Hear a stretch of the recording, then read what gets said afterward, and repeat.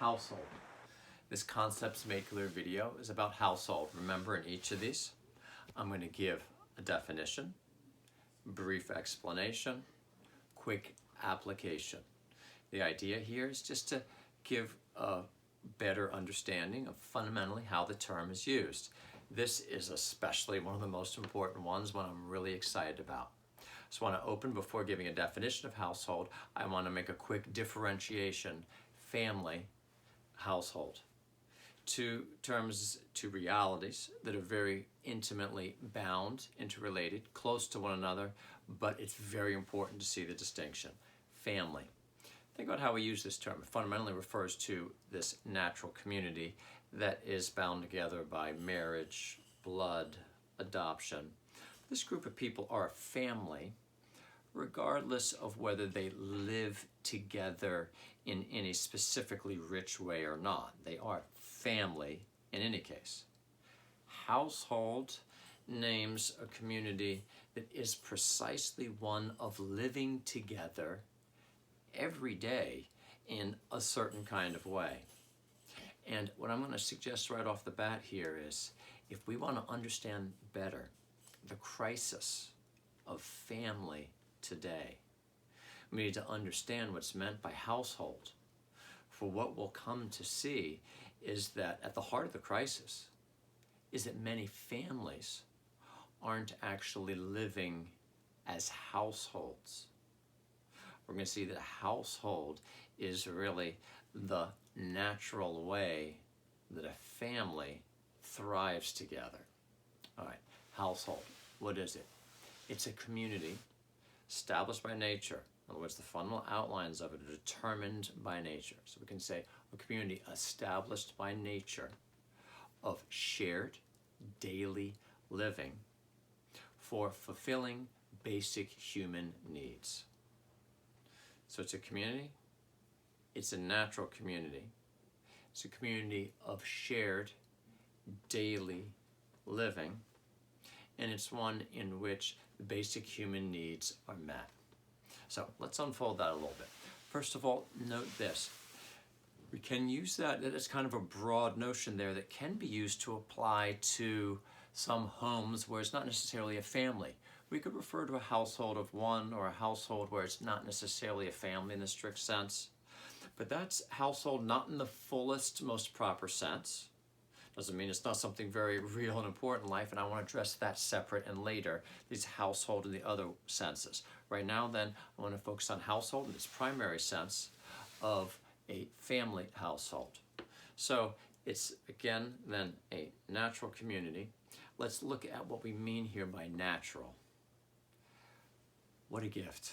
What an inestimable gift. There are certain things that are built into who and what we are. The outlines, the essential features of this community are determined by what it means to be human. Let me point to some key aspects of that. That this community is one that calls for, again in its fullest sense, a family. It calls for the marriage relationship, the spousal relationship, and then the one that flows naturally from that, the parental relationship.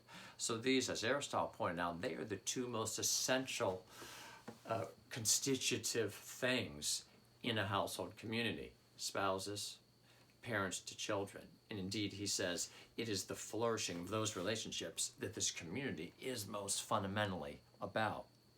But now let's keep going a little deeper, something that's not so obvious. That it will be a community where there'll be certain kinds of daily activities done.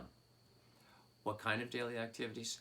We naturally need to be together in certain concrete kind of ways. As being the bodily animals that we are, we need to eat regularly.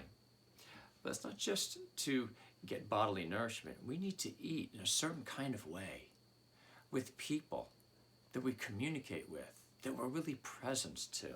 Right? There's a natural need for that. And so that feature of this community, that it's a place of eating together, is something that's indicated by our nature. Another aspect is we need good work. The kind of work that really satisfies something deep within us. That needs to be looked into more at another time, just what that good work is. Another such thing is real leisure. Our nature calls out for real leisure, being together in certain kind of simple, rich activities, even if it's just, discussion around a fire, reading stories out loud together. There's certain kinds of things that are real leisure that we need fundamentally in a daily way.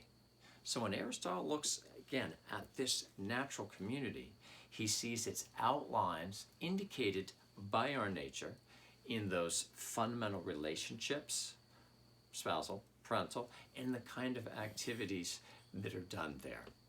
So we have then, in short, an understanding here of a community that has a real richness to it, that includes in it a whole set of things that are done together regularly that speak to deep needs within us.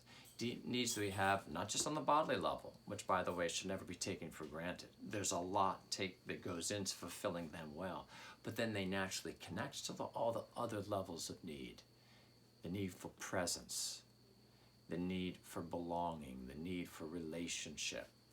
All of those, of course, are unfolded in a household community built on the structure of these other activities. This is the way the household traditionally always was, and now I turn to an application. This is something that is very recoverable. It might seem at times as though the plan has been lost, but this plan can never be completely lost because it's written into who we are.